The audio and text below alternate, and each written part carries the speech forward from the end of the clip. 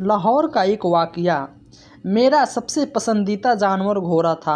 इसी वजह से मैं अपनी तालीम कम होने के बावजूद भी मुझे जानवरों के डॉक्टरों के पास नौकरी मिल गई। मैं सऊदी अरब में पहले मज़दूरी का काम करता था, मगर मेरे जानवरों के शौक़ को देखते हुए वहाँ आने वाले एक जानवर के सर्जन ने मुझे अपने पास असिस्टेंट रख लिया। वो कहता था कि तुम जैसे लोग ही जानवरों की हिफाजत कर सकते हो, जिन्हें जानवरों से प्यार हो। मैं आज भी अपने क्लिनिक में मौजूद था। मैं क्लिनिक की सफाई कर रहा था। हमारे क्लिनिक में अमूमन छोटे छोटे जानवर ले आते थे। कोई अपना कुत्ता ले आता था, कोई अपनी रूस कटवाने के पास इंजेक्शन के लिए आता था। मगर आज का मंजर देखने वाला था। मेरी नज़र बाहर पड़ी तो एक छोटा सा लड़का, जिसकी उम्र 10 से 12 साल के करीब होगी, वह एक मरियल की घोड़ी को लेके खड़ा था। घोड़ी को देखकर ऐसा महसूस हो रहा था कि वह सब तकलीफ़ का शिकार है। मैं जब उसे देखा तो हैरान हो गया था। आज से पहले मैंने किसी जानवर की आंखों में इतना गम नहीं देखा था। लगता था कि जैसे कि अपने मालिक की फरियाद कर रहा है। और जब बाहर आया तो वह लड़का बड़ा रो रहा था। मैंने उससे पूछा कि क्या हुआ। वो कहने लगा कि मेरी घोड़ी के साथ बहुत बुरा जुल्म हुआ है, मगर मैं इस बारे में कुछ नहीं कह सकता। आप मेरी घोड़ी का इलाज कर दें। मैं उसे दिलचस्पी से सवाल किया था, तुम्हें इतनी कीमती घोड़े किसने दी? क्योंकि लड़के की हालत तो मज़दूरों जैसी थी, जबकि इसके पास मौजूद घोड़ी काफ़ी ज़्यादा महंगी थी। इसकी कीमत नकली होने की वजह से ज़्यादा थी। सच सच बताओ कि यह घोड़ी तुम्हारे कहाँ लेकर आए हो? इस लड़के ने पूछा तो उसने आगे हाथ जोड़कर कहा और रोने लगा। उसकी आंखों से मोटे मोटे आंसू आ गए। तुझे नहीं पता चल जाए वक्त घोड़े की तकलीफ़ में है तो तुम मुझे यह बहस करने की बजाय इसका इलाज करोगे। तुम कैसे जानवरों के डॉक्टर हो कि मैंने घोड़ी की तरफ देखा, बाकी बहुत बेचैन लग रही थी। मैंने सज्जन साहब को बुलाया और कहा कि इस घोड़ी का क्या किया जाए। उन्होंने जब घोड़ी की पेट की तरफ देखा तो बोले कि इसके साथ कुछ गड़बड़ लगती है। मुझे लगता है कि इसका अल्ट्रासाउंड थोड़ी तौर पे करना चाहिए। हम कोई भी बात अंजाम नहीं बता सकते। यह कीमती जानवर है। इसके मालिक ने तो इसकी बड़ी कीमत लगाई होगी, इसलिए जब तक वो नहीं आए। सज्जन साहब ने इस घोड़े के हिसाब कहा और साजन अली से कहने पे मैं तौरी तौर पे अल्ट्रासाउंड रूम में गया। अल्ट्रासाउंड रूम काफ़ी बड़ा था, वह जानवरों के लिए बनाया गया था। मैं घोड़ी को नीचे लौटाया और उसका अल्ट्रासाउंड करना शुरू कर दिया। मैं अल्ट्रासाउंड की रिपोर्ट देखना नहीं जानता था, मैं तो बस मशीन चलाना जानता था। लेकिन मैं अभी अल्ट्रासाउंड करके फारिग हुआ तो क्लिनिक के दरवाजे पे सख्त शोर सुनाई दिया। ऐसा लग रहा था कि बाहर कोई ज़ोर ज़ोर से चिल्ला रहा है और जल्दी से भागकर बाहर आया तो एक नौजवान खड़ा था। नौजवान की उम्र 25 से 27 साल के दरमियान लग रही थी, जबकि उसके साथ एक नौजवान लड़की भी थी जिसकी उम्र मुश्किल 18 साल होगी। इन दोनों को देखना तो मुझे हैरत हुई। मैंने उनसे सलाम किया और कहा कि शक्ल में तो तुम पढ़े लिखे हो, तो इतना शोर शराबा क्यों कर रहे हो? उसने अजीब बात से बोला कि हम लोग तो यहाँ पे अपना जानवर लेने आए हैं, जल्दी से हमारा जानवर निकालो, हमें वापस लेकर जाना है। उसे यह सुनकर मुझे भी गुस्सा आया। आपको जानवर हमारे पास एडमिट करने के लिए खुद लाया गया था, वह अभी उसका अल्ट्रासाउंड हो रहा है। हम आपको जानवर आपको नहीं दे सकते। मैं भी इन्हीं तपने से घर से कहा और दोनों बड़ा कूटे थे। तुम्हारी हिम्मत कैसे हुई मेरे आगे जुबान चलाने की? तुम जानते नहीं हो कि मैं किसकी औलाद हूँ? मैं तुम्हें खरे खरे खरीद सकता हूँ। जो जानवर मेरी घोड़ी लेकर आया, वरना मुझे कोई बुरा हाल होगा। वह बकाया, क्योंकि कोई भी आम आदमी छोटी सी बात पर नहीं बढ़ता। लेकिन वह लड़का जितना बदक रहा था, साफ मालूम हो रहा था कि उसके दिल में कोई चोर है। इतने में साजन अली ने आगे उन्होंने कहा कि घोरी इस बच्चे के हवाले कर दो, वैसे भी हम ऐसे जानवर का इलाज नहीं करते जिनके मालिक उनके इलाज के लिए संदीजा ना हो। वो लड़का लड़की दोनों बहुत जल्दी में थे, ऐसा लग रहा था इस घोड़े का इलाज नहीं करवाना चाहते। हम दोनों उस घोड़े लोगों पे शक कर रहे थे। आज ये मेरे हाथों बचेगा नहीं, बल्कि मैं इसे खरे खरे नौकरी से निकाल रहा हूँ। इस लड़के के चलते हुए छोटे बच्चे को नौकरी से निकाल दिया गया और कहा कि कहीं और जाकर अपनी मनमानी करना। वह लड़का रोने लगा और बोला कि मैं तुम्हारे जुल्म की दास्तां पूरी दुनिया को सुनाऊंगा। छोटे बच्चों को नज़रअंदाज करता वह छोटा वहाँ से निकल गया, मगर मेरी नज़र वह बच्चा झूठ नहीं कह रहा था। इसके मन में कोई तो सच था जिसे वह हमें बताना चाहता था। मैंने डॉक्टर साहब से भी यह कहा कि हमें इस केस को यूं ही नहीं छोड़ना चाहिए, मगर डॉक्टर साहब ने ऐसा लोगों से जानवरों की हिफाजत क्यों करे जबकि वो खुद इस बात की दिलचस्पी नहीं रखते। मुझे दुख भी हो रहा था, मगर दिलचस्प तेजस्व ये था कि इस कदर भरा हुआ इस लड़की के पीछे पीछे चला, पर डॉक्टर अली मेरी फितरत से कब थे, इसलिए उन्होंने मुझे रोकने की कोशिश नहीं की। पहले हाल में इस लड़के के पीछे पीछे पड़ रहा था। थोड़ी दूर जाकर वह एक जगह बैठ गया और बुरी तरह से रोने लगा। वह फूट फूट के रो रहा था। मैंने उससे पूछा, क्या हुआ? नौकरी जाने का दुख है तो मैं तुम्हारी मदद करूंगा। कहने लगा, नहीं, मुझे दुख नौकरी का नहीं है, मुझे इस जानवर की हिफाजत के लिए रखा गया था। मुझे इसकी हालत देखकर बहुत दया आ रही है, तुम लोगों से पास ले आया। मुझे अपनी नौकरी खो जाने की कोई शौक़ नहीं है। मैं जहाँ मकान का बिछड़ने का मुझे कोई शौक़ नहीं है। गोरी बेपनाह पसंद, मैंने उसे 8 महीने से प्यार में रखा था। वह मेरे साथ बहुत मौज मस्ती करती थी। मालिक इजाज़त के बगैर मुझे इसे लेने के लिए आया, मगर वह लोग किसी इंसान नहीं समझते तो जानवरों को क्या समझेंगे। बस मुझे अपनी घोड़ी का दुख है। मैं शर्त लगा कर कहता हूँ कि उसके साथ इन लोगों ने कोई बहुत बुरा काम किया है, वरना कोई जानवर इतनी तकलीफ़ में बिना वजह नहीं आता। तो पालतू जानवर थी, मैंने इसका ख्याल रखा। वह मुझे बड़े मालिक ने इस नौकरी पे रखा था, छोटे मालिक ने मुझे नौकरी से निकाल दिया। लेकिन क्या तुम मेरी एक बात मानोगे? यह कहकर इस लड़के ने मेरे आगे हाथ जोड़ दिए तो मेरा दिल भी पिघल गया। हाँ हाँ, तुम कहो, क्या कहना चाहते हो? तुम्हारी हर बात मानूंगा। मेरी यह बात सुनकर इस लड़के को हौसला हुआ। उसने जो बात मुझको बताई वह बड़ी अजीब सी थी। कहने लगा, तुमने मेरी घोड़ी का अल्ट्रासाउंड किया है, अब तुम ऐसा रिपोर्ट लाजमी देखना और अपने डॉक्टरों को भी दिखाना। कम से कम सच तो तुम लोगों के सामने आ ही जाएगा।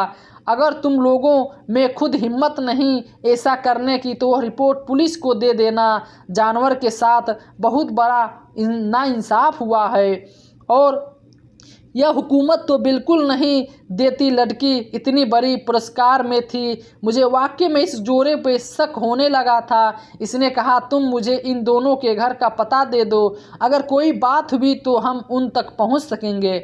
लड़के ने कहा, मैं तुम्हारे साथ तुम्हारे क्लिनिक चला जाता हूँ, अभी उसका रिपोर्ट देख लो। बेशक तुम्हें मेरे सच का अंदाज़ा हो जाएगा और यह भी समझ आ जाएगा कि लोगों ने इस घोड़ी के साथ क्या जुल्म किया है। वो बच्चा मेरे साथ साथ आ गया। मैंने उसे लेकर वापस क्लिनिक आया तो डॉक्टर अली जा चुके थे। मेरे पास अल्ट्रासाउंड की वह रिपोर्ट सामने पड़ी थी। अल्ट्रासाउंड होते साथ ही प्रिंट हो जाती। मैंने वह रिपोर्ट वहाँ से उठा ली। इससे कहा कि चलो हम किसी दूसरे डॉक्टर के पास चलते हैं, उसे कहते हैं कि यह रिपोर्ट हमें पढ़कर सुना दें। और वह लड़का नसीब एक गरीब क्लिनिक पे चले गए। वहाँ जाकर जब वह रिपोर्ट एक डॉक्टर को दिखाए तो उसे आगे को बोला कि इसकी आंखें जैसे फ़ोन फट गई हो। यह देखकर उसे रो रहा न था और वह देखा कि गुस्से में बोला, ये अल्ट्रासाउंड रिपोर्ट क्या हाकी है? तुम लोग झूठ बोल रहे हो। मैं सर हिलायती का बात हूँ यहाँ, और कहाँ अल्ट्रासाउंड रिपोर्ट पढ़ने आए हैं। हम कोई झूठ नहीं बोल रहे हैं। इसने में हमने और भी पूछ कर कहने लगा कि तुम लोग सच बता दो, वरना मैं तुम्हारे साथ बहुत बुरा होगा। तुमने जो जुर्म किया है इसकी सज़ा बहुत बड़ी है और बहुत बुरा भी है। तुमने इसकी हरकत पता नहीं, यह सोचकर तुमने ज़रा भी इंसानियत नहीं। डॉक्टर की बात सुनकर मुझे भी डर लगा था कि मैंने सोचा कि यह अंजाम क्या होगा। यह अल्ट्रासाउंड रिकॉर्ड करवा के दोनों लग रहा था कि मामला बहुत बढ़ जाएगा, और फिर वैसा ही हुआ। डॉक्टर साहब ने फ़ोन पे हाथ रखा और कभी भी पुलिस स्टेशन के कॉल कर दी। मुझे भी इस बात का समझ नहीं आ रहा था कि आज पुलिस की गाड़ी क्लिनिक के बाहर खड़ी थी। डॉक्टर हम दोनों को पुलिस के सामने खड़ा कर दिया। पुलिस वालों को कोई बात बताई जो मुझे समझ नहीं आई। वो लड़का अपने कानों को हाथ लगाने लगा और वह गौर से समझने सुनने लगा। कुछ समय नहीं आ रहा था कि उसको किस तरह चेहरे की तरफ देख रहा था। पुलिस ने हमसे कहा कि आपको भी हमारे साथ चलना होगा, क्योंकि इस मामले में आप लोग भी शामिल हैं। मैं तो कुछ आने लगा किस लम्हे में इस मामले में हाथ डाला था, पर मैंने कोई कुछ नहीं किया था और मुझे यहाँ की हुकूमत की आप पे पूरा यकीन था कि इसलिए मैं बिना इसके घर जाना चाहता था। यह घोरी मत छोड़ो, जाहिर इस जानवर के मालिक के तो जवाब ही देना था। थोड़ी देर बाद गाड़ी उन लोगों के घर के बाहर पहुंच गई। पुलिस की गाड़ी देखते ही लोग बाहर निकल आए। उनके चेहरे पे हवाइयाँ उड़ी हुई थी, मगर जब वो औरत पर मेरी नज़र पड़ी तो मेरे भी रोंगटे खड़े हो गए। वह मेरी आंखें फटी की फटी रह गई। लड़की मुझे पाकिस्तानी लग रही थी और ऐसा लगता था कि वैसे जानता भी हूँ, कहीं ये हमारी कोई रिश्तेदार खातून ना हो। मैंने दिल में सोचा तो मुझे बड़ी जानी पहचानी लगी, मगर उस वक्त बहुत ज़्यादा परेशान थी और परेशानी के समय वह हथकड़ी पुलिस लगाई और गाड़ी में बैठकर लड़का बड़े ज़ोर ज़ोर से चिल्ला रहा था।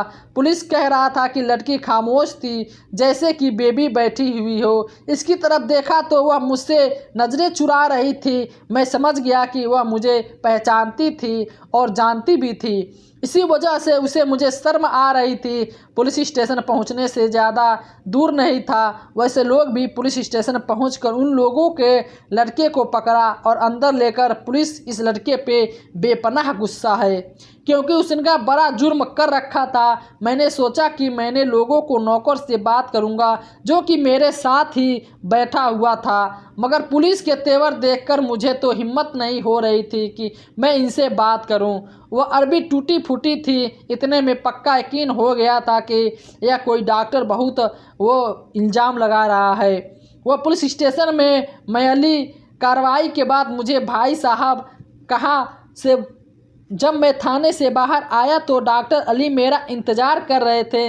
आते ही मुझ पे बरस पड़े और बोले, मैंने तुमसे कहा था कि इन हाथों से दूर रहो जिससे तुम्हारे क्लिनिक पे शोहरत का नुकसान पहुँचे, मगर तुम ऐसे नहीं कि मेरी बात मान लो।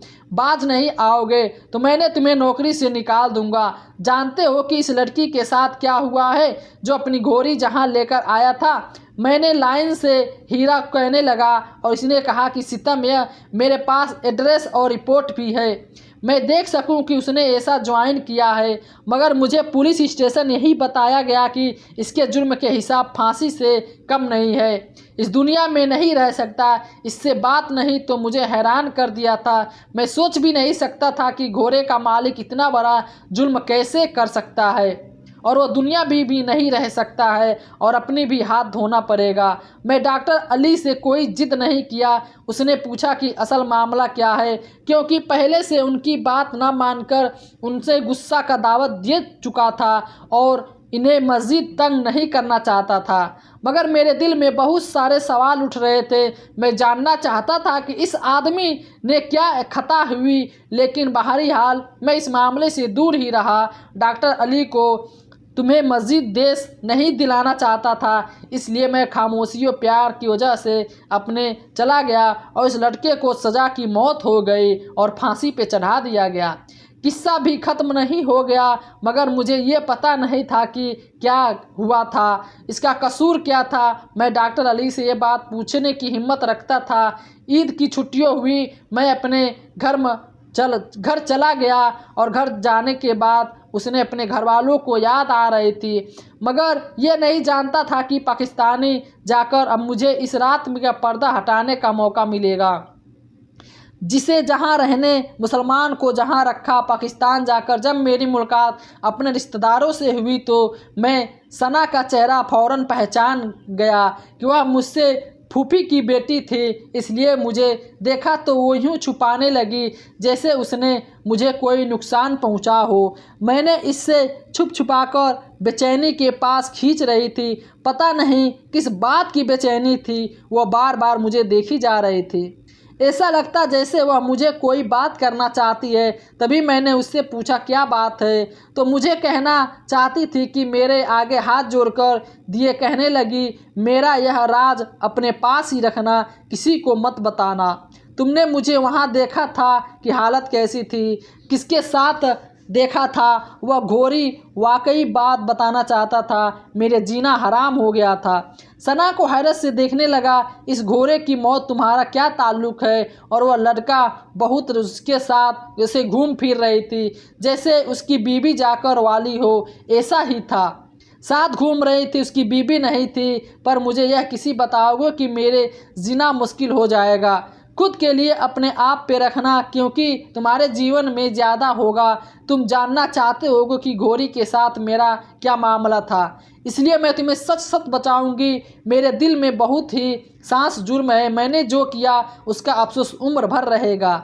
मगर यह कहती हूँ, एक औरत ही वह मोहब्बत बेवकूफ़ हो जाती है। मैंने ज़िंदगी में कभी नहीं सोचा था कि मैं किसी अमीरजादे के लिए बहक जाऊंगी। तुम देख लो कि मैं आज की हालत में तुम्हारे सामने खड़ी हूँ। अब्दुल गनी मेरा मालिक था, मैंने उस पर भरोसा किया, उससे कहा था कि वह मुझसे शादी करेगा। लेकिन अब्दुल गनी ने क्या किया, जब एक बच्चे के माँ बाप बन गए तो कहने लगा कि यह गलत बात है, इस सब की इजाज़त कानून नहीं देता।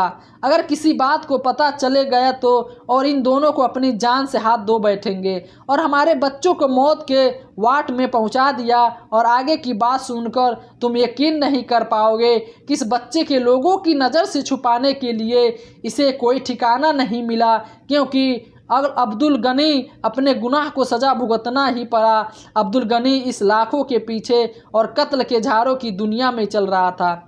अपनी इज्जत को बचाने के चक्कर में वह अपनी ज़िंदगी से ही हाथ धो बैठा। सना ने इस बात के रोंगटे खड़े हो गए और इस मासूम के चेहरे के पीछे कितनी घिनौनी कहानी छिपी हुई है।